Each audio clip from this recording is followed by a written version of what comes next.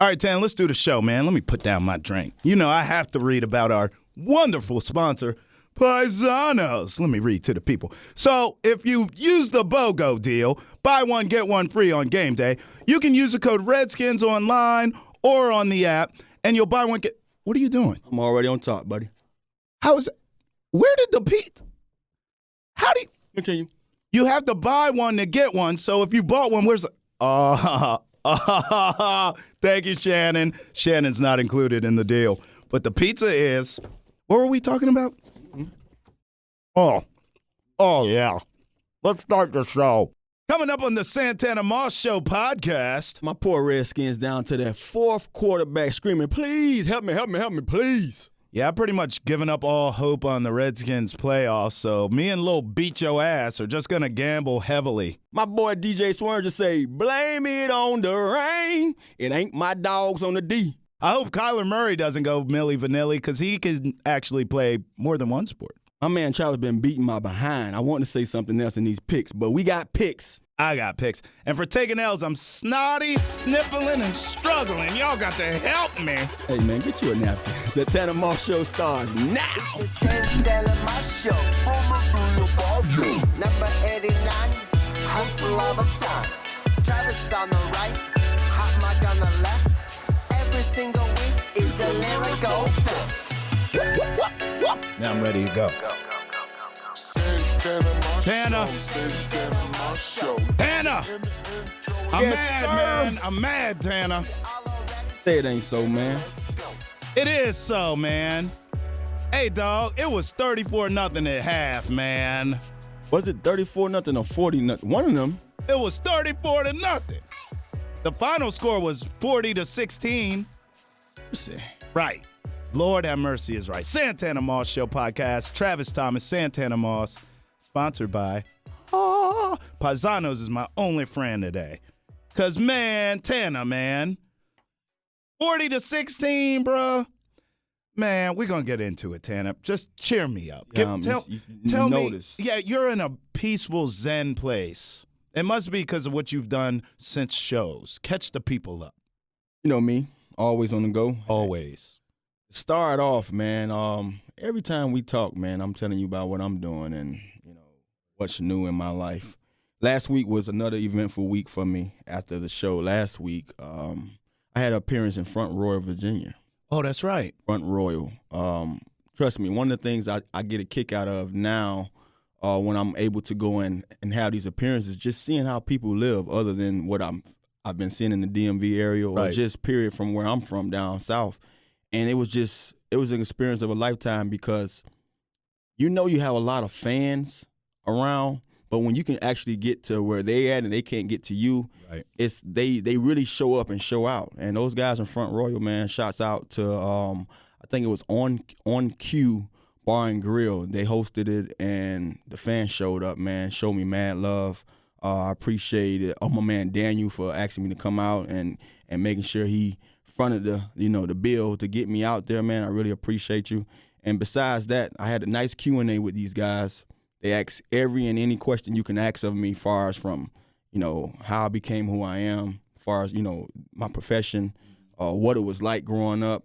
And you can just imagine a lot of these people ask you these questions because if you see how they're living, see their upbringing, the things that I experienced in Miami or in my childhood years, these people are living that now.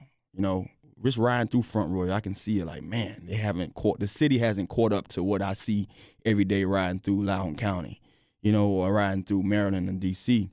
And so I shared those experiences. I shared those moments of, you know, being in those households with my grandmother and her kids and all my, cousins and uncles. I shared, those are the fun times. Those are the times you can't, you know, you will pay for right now to have again because some of those people are gone. Some of those people are missing. Some of those people that you enjoyed so much through those years that showed you how to be the man you are today. So I was sharing those experiences and allowing them to know, like, take advantage of it. You know, don't take it for granted. I understand that you might not appreciate it right now, but you appreciate it later if you do what I've done. And it's not about playing ball. It's about just putting my head down and pushing forward and wanting more and believing in more.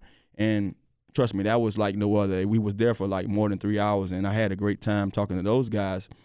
My night wasn't done yet. I left there and came back to Loudoun County, and I was a part of my foundation, 89 Ways to Give, and my football camp, the Moss Academy. We had our own float, you can say, but it was a truck that we rode through the Leesburg Christmas parade. Nice. So it was nice, man. It was actually a surprise to me because I knew my agent, Carmen, told me that, hey, they want you to be a part of this parade. Are you going to do it? I was going to be somewhere else that day, and I told her no, I couldn't do it. And then I actually told her, well, you know what, I have parents in town, so I will be in the area.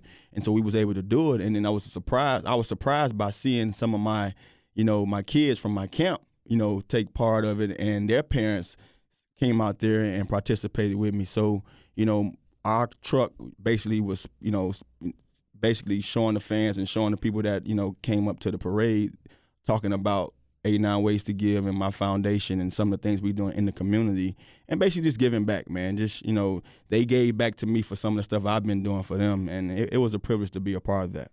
Shout outs to Fort Royal, shout outs to Loudoun County, shout outs to Carmen getting that business tight, and shout outs to you, man, 89 Ways to Give and everything you're doing in that community. I'd like to get some things off my chest. The season is over. Yeah, with your chest. The season's over. Yeah, it's over. And I sat up here last week and I defended the Redskins and I said, don't fret. The Giants game is a game they can win. They're still in this. It's over. And it pains me to say that because from what I saw from Mark Sanchez, Santana, I feel like if Josh Johnson had either started that game or got in that game earlier, I still feel like, despite what happened, I still feel like the Redskins are a better football team than the Giants. To me, I think Mark Sanchez was an absolute train wreck. Yeah, I mean, you got to look at it like this from both sides. And I hear what you're saying, and I kind of side with you a little bit because we didn't expect much from Mark. But I say this because if you're a team that's getting ready to play Mark Sanchez, which is a guy that has been on the couch, on the streets, and he's now the Redskins' third quarterback, you're going to throw the kitchen sink at him. You're going to make sure that you make it hard for this kid or this guy to go out there and beat you. And the Giants showed that. They came out with a game plan and said, hey, we're going to throw everything we can throw at him. If he can, sustain and be the quarterback that they want him to be or to be anything other than what the Mark Sanchez we know of and beat us, then he deserves to beat us. And he couldn't stand the heat. He couldn't stand it early and often. These guys brought pressure. The Giants brought pressure. The Giants, I tip my hat off to them because they did something, and they've been doing it the last, 3 out of the last 4 games. They've been adjusting to what makes them, what's allowing them to play good football this year. And that's some of the things that a lot of the fans in the uproar around here about, that we haven't made any adjustments all season long. Right. The one adjustment we have to make is knowing how to play with what we have, who we have. Yes, we had Mark Sanchez up there, but you're going to sit back and want Mark Sanchez to run your offense in the pocket? No. Find ways to get him on the edge. Find ways to do other things with him. You sat back there, he telegraphed throws, and that pick six, it started the whole downhill spiral. But if you think about it, if it wasn't tipped, it was going to be picked anyway. So, I'm pissed a little when I watch the Redskins play because I feel that with all the talent that's given or that's there, we don't make ways or we don't find ways to make these guys or allow these guys to be, great. You have to allow your talent to be great. I understand the quarterback situation. I understand the offensive lineman that's missing. I understand the couple of guys on defense that's missing, but you still have the majority of your playmakers around. So you have to find better ways to put those guys in better situations so they can be great. And you hate to see a guy like Sanchez get the opportunity and now it's taken away. But, right now we're desperate. They're desperate because they say, hey, at the end of the day, we're just trying to win a game. We're trying to swing this momentum back to us that if we win this game, we can win the next one or at least have a better shot at winning something. Right. And I understand why they're going to Josh Johnson now because he gives them that chance. The dynamics that he brings to their game is not much, but right now we scrambling for what we have. And he can run with the ball. Yeah, and that's why I was going to ask you, because this is a guy they bring off the streets, okay? The guy literally played Madden to learn his teammates' names. No That's doubt, not a no joke, doubt. right? That's a true story. This guy comes in, Tana, to me, I mean, he brought a little energy. He had a little juice to him. He can run, like you said. He seemed accurate. I mean, for a guy who hasn't played in so long, I was impressed with what I saw from Johnson. I personally think he should start the rest of the way out. And, I mean, look, as I said, if he comes in that game a little earlier, you may have a more respectable – even if you lose, Tana, you may have a more respectable loss. Your thoughts from his performance? Well, my thoughts is that he did great with those scrap time. You know, it was scrap time. It was time that, hey, anybody can basically get out here and make something happen because now you have backups playing. You have guys that, you know, probably wasn't expecting to even play. They probably been playing the whole day on special teams. But they get enough reps and practice to say that they're ready enough to go out there and be that second, third guy when somebody's, you know, not playing right or is hurt, or if you up by 40, you know. And so Josh come in the game and you say, oh, yeah, he threw a touchdown here. Oh, he ran for a touchdown here. Anyone else would look at it and say, well, hey, this guy did that against guys that's not going to play. I look at it and say, it's a job well done. Job well done by a guy who just played Madden to get familiar with his guys. Right. No, also a job well done by a guy who was just in a celebrity basketball game, you know, playing basketball. No, also a job well done by a guy who haven't been in this building more than 5 days. Right. Went out there and was accurate.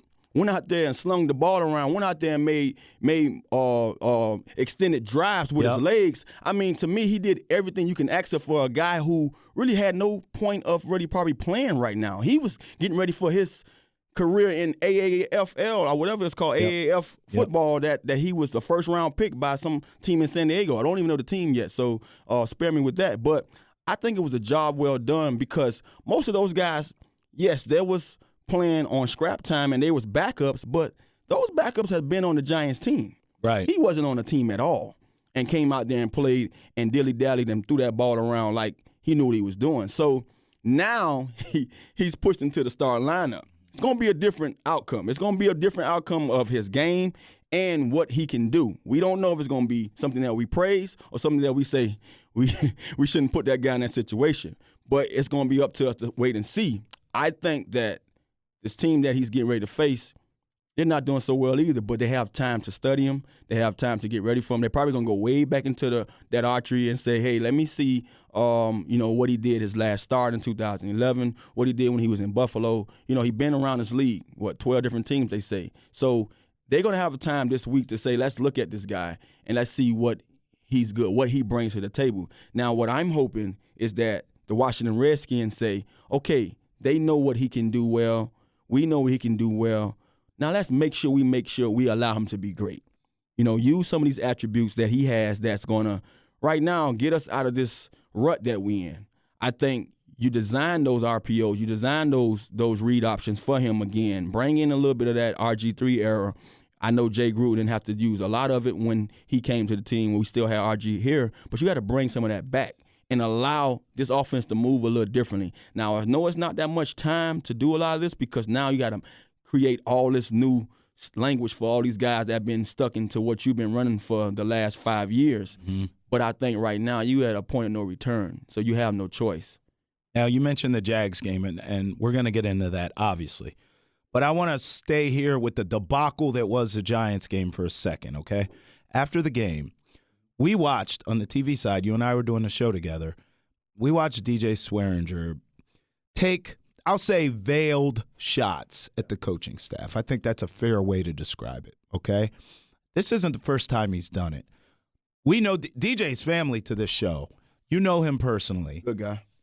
What's going on there? Is he in the wrong? He's in the wrong because we say he's in the wrong. I look at it in two different sides because I'm a player and I've been in those shoes before where I'm going to talk all around what you're really asking me, and I'm going to give you still what you want to hear. I think DJ has been hushed some sort of way. Someone got to him and said, hey, we don't like what you're saying about the players. We don't like what you're saying about some of us coaches. At the end of the day, he's not wrong because you've noticed that every time he speaks out, he's the guy that go out there and show you how it should be done or show you what he's trying to, prove to you guys. But you can tell just listening to that little bit that DJ didn't want to say much. So he was misunderstood a little bit with kept saying that, hey, it's not the players. It's not the players. He wanted to say so much, but he just kept saying it's not the players. So that would lead to any of us to think that he's talking about the coaches. He's talking about the coaches. He's not even talking about the coaches. He's just saying that enough is enough. When you hear me talk and I'm saying we got to do this, we got to do that, because he say that a lot. He never said they. He never say they or this player. He always say we. He include himself into the picture. We have to be better. We have to be. He said it then. We've been the same players out there. We've made these plays before. We've been efficient at times that made us have those turnovers and do the thing. So we're not the guys to point the finger at about why we're not stopping the run now. And if it's a shot or two thrown in there subliminally, I think so, because he's saying at the same time, we those same guys. So coaches who designing this stuff, design something for us to be great. Again, it goes back to coaches allowing the guys that you have to be great. And you also heard him in his little talk with 106.7 with Grant. He also said that, hey, blitz me sometime. Send somebody from the creative. Be creative and send some DBs. Send the nickel guy. Send the strong safety. Change it up. Right. Do something that's not they were doing expected. That earlier this And when season. they had the performances that they was having earlier in the year, you saw a lot of that. He was moving. Now, I told you my take on why I didn't think that DJ was being the same DJ because of the bringing, the Ha Dick situation. Ha is a great player in this league. He's going to be great. Sure. But I just felt that, I felt that bringing him in took something away from what we was doing earlier in defense, on the defense. And maybe it hurt DJ, maybe it didn't. My opinion, just what I'm seeing. I saw DJ everywhere. Now I'm seeing him in one spot. Right. And if I'm an offensive coordinator or offense or a quarterback, and I'm seeing the guy who I feel like is to me the toughest and roughest, and the guy who I don't want to mess with on that defense sitting in one spot. Now I know where he's at. Now I know what set they in. You can go away from him. I'm going to go away from him.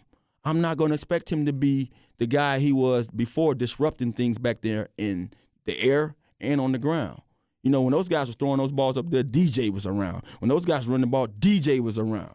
Now he's just see him right here. So, yes, he's still in coverage at times, but we taking him out the game because now we not allow him to be that disruptive threat that he was. And that's my take on the things that I've been seeing. Like I say, I might not be right. Who knows? But when I'm watching the game like some of the guys on the outside, that's a question that I have. That's the question that I have to ask. Sure. And I don't get into what these guys are going through because I've been in those shoes before. Yeah. If I'm a player, I'm not telling me nothing. Right. Don't care what my friendship is with them. And I don't even ask them because I don't want them to feel like they're in that situation where I'm going to give up something that they tell me. No. But I do know football just as well as some of these folks that's out there playing and calling these plays. So when I see it, I'm saying there's no wonder why we see the outcome that we see from our team, because I'm seeing some of the things that would cause these things by just watching it with the naked eye. Yeah, look, man, DJ's family to the show, and we love you here at Two Spoons. Get back to just grinding. Go back to the basics. Go back like Rocky punching the meat in the training montage. We don't need to be fancy. Let's just get back to it, get back to grinding, get back to busting heads out there, because the reality is this team, even though I'm sitting here and I'm saying the season's over, it's not. Mathematically, they're still in it. If Johnson comes in and gets a pulse in the offense, Swearinger and them boys on the defensive side have got to step up. What a better week to do it than the Jaguars, who absolutely suck. No doubt. And I'll ask you this. Who do you like in this game? Because this is the lowest over and under since 2012.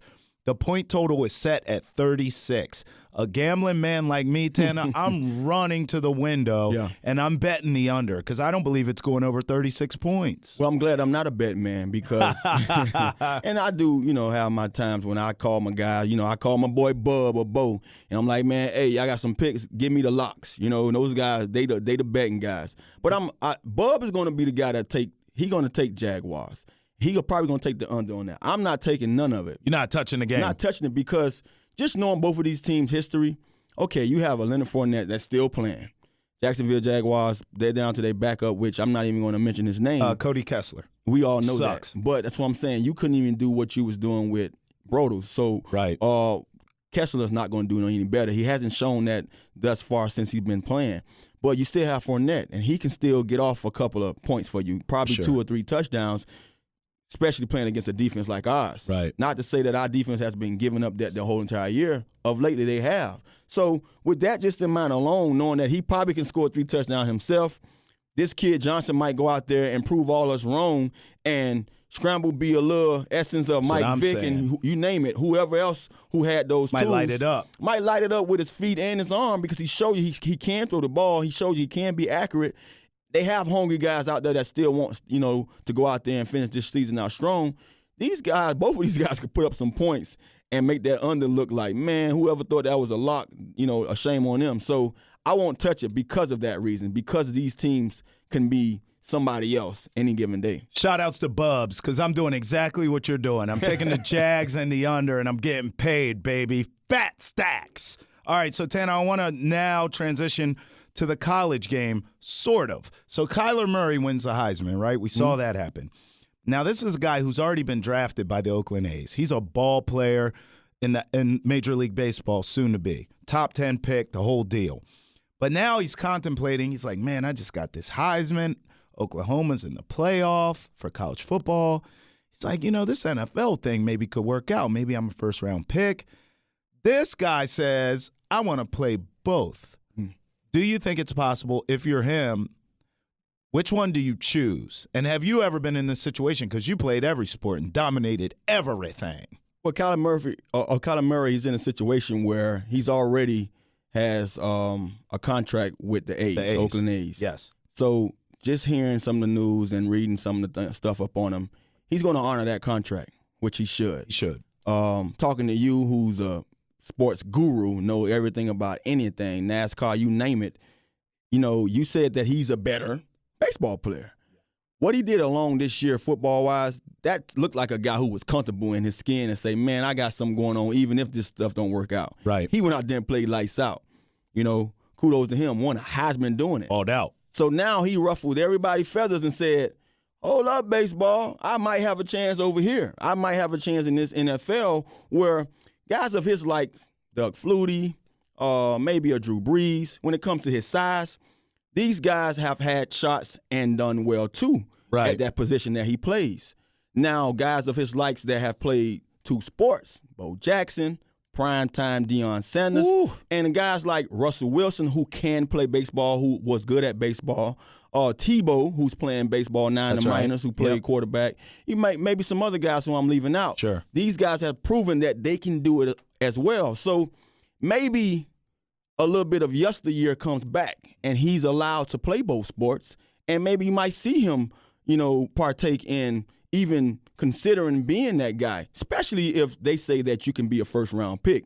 That was my question to you. Do you believe that if he's a first-round pick, do he say that $4 million that I got, in the minors? You said he's a top 10 pick, so his stint in the minors is not going to be too long. No, it won't Do you believe that you say, I take this first-round quarterback money over this $4 million to go in the minors for a year or two and prove myself? I'm going to assume – this is going to sound crazy to say he doesn't care about the money, but I'm going to assume he's looking long-term and he's looking at legacy. He's looking at where he can make a bigger impact, and money's in there down the list a little, right? He's got to play baseball because I just think he's slight of build, and the style in which he plays, although the NFL is more set up for quarterbacks now to be successful, right? We see that every day. But I just feel like he's a better baseball player, and long-term, he's going to make probably way more money in baseball. It's guaranteed. Guaranteed. Right? Once he gets through this first But you can also contract, say, you can also argue now quarterbacks' money is mostly guaranteed. Yeah, too. No kidding. But not that baseball money. Yeah, you're right. And he's a great athlete. They're getting 100,000s real Bro, fast. Tanner, Think about how many fat asses you see in baseball that have no athleticism at all, but they're very skilled. Eating them salty sunflower seeds. See what I'm saying? Salty. And they get guaranteed paper. And you wonder why they sitting around there with guts, huh? Hello. But he's a skilled athlete. So I'm like, a guy like that could play in baseball, 15, 20 damn years. If you play in football 15, 20 years, like you're saying, I mean, you had a long career. Man, you're the exception to the rule, brother. Yeah, a lot of us around my time, we are exceptions. But when it comes to the money that I receive around that time, and especially my position is a lot different too, he can see that probably. My argument will be, look, honor that contract from Oakland. I know he's going to do that. He seems will. to be that kind of a player, that kind of a person. He's going to honor that contract. Also, with his uncle representing him, he seemed to like, man, I'm not letting this thing. Yeah, we're going to get that money. We're going to get that money. Yeah. But also, I believe that if this kid truly believes that he can go out there and play in the NFL, give him a shot. Give him a chance to do both. I think with this day and age, the athlete of yesteryear is back. It's crazy how my mom always said that thing's like a revolving door. Cyclical. It repeats itself. You know, history repeats itself. We got to the point to where you saw the Bows and the Primes, and then you didn't see them anymore. Right. Now, that didn't say that guys wasn't able to do that, but guys just say, hey, I'm going to stick with one. Right. And now we back to that era again. Yeah. I think with social media, with all the stuff that we're seeing now, you're seeing the athlete change dramatically. You know, I mean, I've seen LeBron James and Zion's now that you never heard or seen people to walk the earth of such. Right. You know, and I say LeBron James' name because to me, he was the first guy that I saw that he can do everything on the basketball court. Yeah. From position standards and size and being as athletic as he is with that size, carrying 280-some pounds, dunking, running, about the fastest guy on the court. So with all that said and done about today's athlete, I think you allow a guy like Kyler Murray to go out there and have that stint in both sports. You bring up a good point in the athlete sort of being cyclical and now getting back to multiple sports and things of that nature. I also think the same thing's happening in coaching in sports in that you're looking at a real live coup with the Chicago Bulls right now. Yeah. Those players are trying to get that coach run out of there because of his tough practices. Yeah. And I'm like, you can't even coach anymore. You can't even coach tough practices anymore without the players rebelling against you and trying to run you out of town. Here's my question to you as a guy who I know you were world-class in track. Mm-hmm. I feel like if you had locked in and say, you know what, I don't want to play football, I'm going to focus in on track, maybe Olympics, maybe, who knows, sky's the limit for you, right? But did you ever wrestle with that, or did you always feel like, no, I'm doing football? It's crazy you asked that question because I remember the time when I didn't want to run track anymore. Like I felt at the time the practice that I had to put in to be the fastest guy or to be, you know, world class like some of those guys were. I didn't want to do that. I felt track wasn't giving me what I got on football or on the field playing football. Now what I did was, it was two things that I was good at in track. I can run, but I also can jump. And long jump and triple jump, to me, that challenged me. I felt that I can get better at that. I felt like I couldn't get no faster. I was telling myself the other day, like, I hated practicing running because I felt like it was nothing at the end of it. Right. You know, I'm just running to this line, and whether I get there point-something seconds faster than I did before, that's all I have to achieve. Now, that's crazy that I'm saying it because I'm pretty sure those people out there with world-class speed that's getting faster every year, that's out there practicing or preparing for those Olympics and stuff that we watch and we are and ooh about, they have those thoughts and they're out there challenging themselves. I couldn't challenge myself to do that unless you threw a ball to me or unless I was running for that end zone. There was something at the end. The level of my game on the football field and the speed I played at, I played at that speed with a purpose of knowing I got to score. I got to beat you to that spot. It was a destination. It was a destination. In track, I feel like I had no destination when I ran. I quit running and said I'm going to be a jumper only because I felt like, damn, I reached 23 feet this year. I want to go out to 24. Oh, you could set goals. I want to go out to 25. For a destination. I want to go out to 26 or 27. Yep. Oh, I'm jumping to 48 feet. Triple jump. I want to go out to 50, you know? So I feel like it was a destination in jumping more than it was in running. So I've already deleted even the thought of running out of my mind, and that's what led me to know and believe that football was my sport. I knew football was my sport before. I feel like track was just a sport that kept me ready for football and it opened up doors for me to even get in college. So I had to honor, you know, the fact that I got a scholarship to even play this game of football in college. Well, bow your head and pray. Sports gods, we thank you for Santana Moss choosing football, dear sports gods, because he touched all of us and blessed us. Wow, wow, wow. All right, Tana, let's pick some games, baby. Let's start with the Thursday nighter in Arrowhead. This is a big one. The L.A. Chargers in Arrowhead taking on your boy Pat Mahomes. Who you like? It's going to be a tough one. I think this might be one of the matchups that we probably going to go with the same team. And I say the Chiefs might take the Chargers. The only reason why I say so because those Los Angeles Chargers coming into Arrowhead, and these guys have been playing pretty good football in Arrowhead. None other than the running game has left these guys. That Mahomes is still playing lights out. Though that no-look pass last week, just to see some of the things he have done with cross-body. Yeah, man. I mean, you got to look at the numbers alone. I'm not going to get into it, but this guy's been putting up exceptional numbers, and they say he's at the likes already of Peyton Manning and all those guys, and Tom Brady. So when you on your first year of starting in this game, and you out there being talked about amongst those greats, man, you've been doing some real tremendous things. So I got to give my nod to the Chiefs. We disagree. I'm going Chargers. What? Yeah, I actually think the Chargers win this game, and the Chiefs without the run game? Yeah. Because they down 2 backs, too. You know why? Think about the Chiefs' run game. It's, hey, man, Kareem Hunt ain't walking through that door, brother. So this is going to be a game of attrition and which quarterback can win it at the end. And as great as Pat Mahomes has been, hey, man, this is getting late January now. Phillip Rivers has been there, done that. He's done it on the road. I think he'll do it Thursday night. Now, would not be surprised if the Chargers win this game and maybe lose when it counts down the line in the playoffs if these two meet again, or if Rivers takes on a Brady or whoever. But I think for this week, this is a kind of game. Chiefs will be betted heavily. They'll be the favorite, and I see the Chargers stealing one. All right, let's go to the Saturday games now.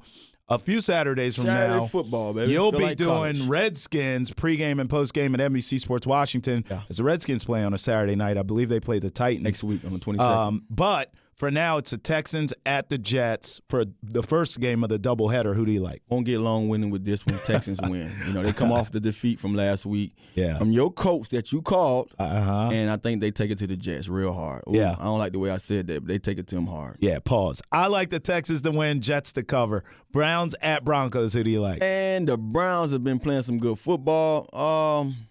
The Broncos have lost at home, away. Lost to the at both Niners places. last week. Wow, why do we even have to pick this game? I say Browns win. I say Baker Mayfield go out there with another performance like he did last week.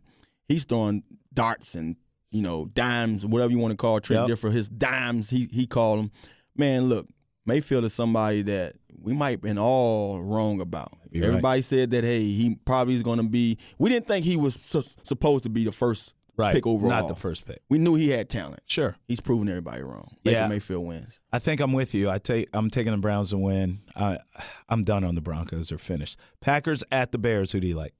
This is Sunday.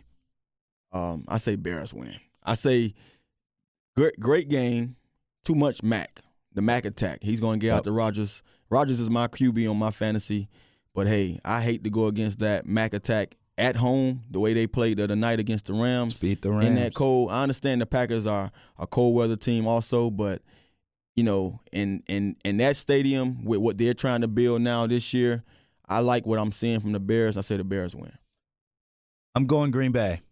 And I believe that the Bears, because of that Rams win that you mentioned, they're just due for an emotional letdown. It happens all the time. A young team like that, a big win on prime time against a really good Rams team, they're due for a letdown. And I think I told our producer Rob before the show, and he looked at me cross-eyed, I think the Packers are going to make the playoffs. That's how crazy I am. Well, I like our the Packers division is so messed up. Right? You're right. I think they're going to make it. All right, Lions at Bills. Who do you like? Lions or Bills? In Buffalo. Bills. Bills win. I agree. Josh Bills Allen's pretty defense good. I alone. like that quarterback. And he's been he had 2 weeks in a row rushing for 100-something plus yards as a quarterback. So they're pretty good. Bucks at Ravens.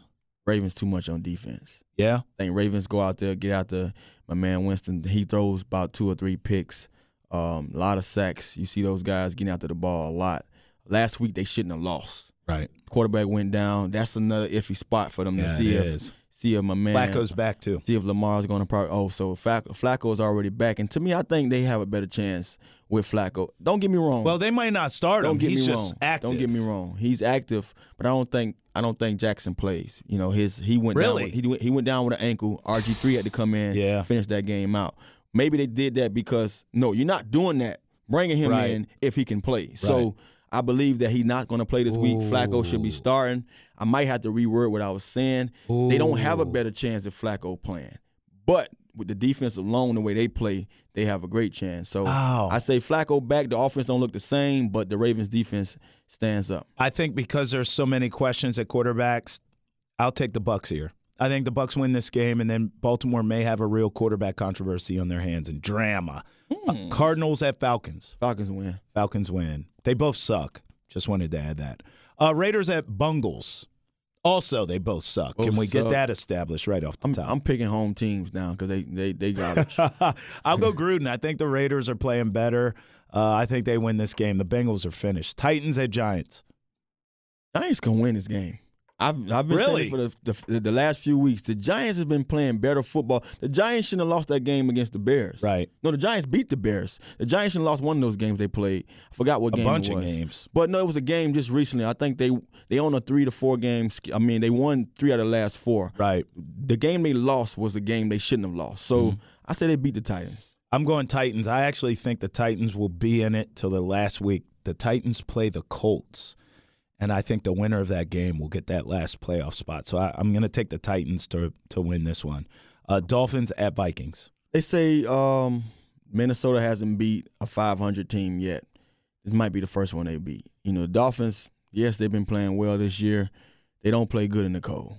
But guess what? They're in a stadium where it's going to be – It's a dome. It's a dome. So they might go out there and play a little better. But I just feel like something about that playing – out of town, out of state, known as a cold climate, they're going to go out there and not be the Dolphins that you've seen last week. So Vikings win this game. You and I are both huge Kirk Cousins fans and have been since day one.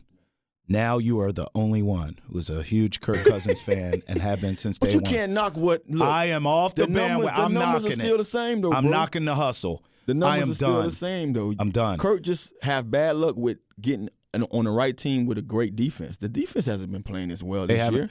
Well, I tell you this. I think the Dolphins are going to win that game. I think Kirk, in a big moment, you cannot trust him. I'm a full-blown hater now. Wow. Redskins at Jags, we already talked about. Cowboys at Colts. I hope the Colts beat them. That's all I can say. Hope and wish. Please, baby, please. Keep hope alive. Please, baby, I'm going please. Colts at home. I mentioned Colts, I thought they're going to make the playoffs. I do like the Cowboys, though, man. They're impressive. I got to give it to them. Seahawks at Niners. Hawks, right? Hawks. Agreed. Patriots at Steelers, which should be a big game, but it doesn't feel as big. The Steelers kind of suck. Steelers going to drop their fourth in a row. What is happening? Patriots win. Steelers will drop their 4th game in a row. They just lost 3 in a row, right? Yeah, I think I agree with you. They will lose. I'm taking the take Patriots. them down. I actually think the worst thing that happened to the Steelers was not losing to the Raiders. Mm-hmm. It was that the Patriots lost to the Dolphins because now they're going to be pissed off. Yeah. I think the Patriots might win that game big. I might bet that game, actually. AJ, could you write that down in the list of things to do is to gamble heavily on the Patriots. Eagles at Rams, Sunday nighter, big game. Eagles been playing okay. Rams just came off a tough win out in the cold, playing those guys in the shy. The Rams get back to form, man, they win. You know, they beat the Eagles. Agreed. I think the Eagles are finished. Monday nighter, Saints at Panthers. What is happening to Cam? And what happened? What has happened to the Saints offense? I think those guys got rolling late in the game and found a way to squeak one out and get a win this past weekend. But I think they don't have that much of a hassle playing over there in North Kakalaki. They beat the Panthers. I'm taking L's this week, Tanner. Woo! So my son had double ear infections, we just found out. He's been sick, kind of like just cranky, right? So we took him to the doctor, and they were like, he has not 1 but 2 ear infections. He's been snotty and sniffling and snorting, right? Now, because of daycare, listen, I love all kids. No one get offended here. Kids are filthy creatures. I just want to say that. Yes. So he's always sick, right? My wife got sick, and the whole time in my head, I'm like, Trav, you working 3 jobs, you grinding, you cannot get sick. I'm drinking vitamin C. I'm doing everything, right? So my kid's getting better. He's got the penicillin. Wife's feeling better. Everybody's happy. I wake up this morning, Tanner. If it wasn't you, I'd be home right now. What? But it's your show. You my dog. I'm here. But I feel like absolute dog crap. You know what? You work your best when you're not feeling your best. Yeah? So you did your thing, man. Hey, man. Appreciate you. You didn't take a L, man. Thank you. I think with that, we should end the show. That's while the we're L I ahead. can't let them take. I'm going to quit while I'm ahead. I'm going to drop the mic, except that this is expensive and I can't afford it. Santana Moss Show podcast. It's a Rizap. Do you know this was episode 33? 33 like Ain't that Pippin. crazy? Like Pippin. Man, we got to do something for 50. Don't you think? Yeah, we're going to do something. We should do something for 50. Party you know at what? Podcast Village. Yeah, send us your comments. Let us know what you should think, what we should do for the 50th. Oh, by the way, before we close out, for all my fans that donated to my toy drive, Yes. Santana Claus toy drive, I'm having that toy drive at Social House in Ashburn, December 19th, from 6 to 9 p.m. So you're all invited. And guess what? Bring a toy. If you didn't donate, bring a toy for somebody this Christmas. Make sure you put some smiles on these kids' face out here in Loudoun County. Santana Claus, and with that, holla. It's a Santana Moss Show. Number 89, hustle all the time. Travis on the right, hot mic on the left. Every single week, it's a lyrical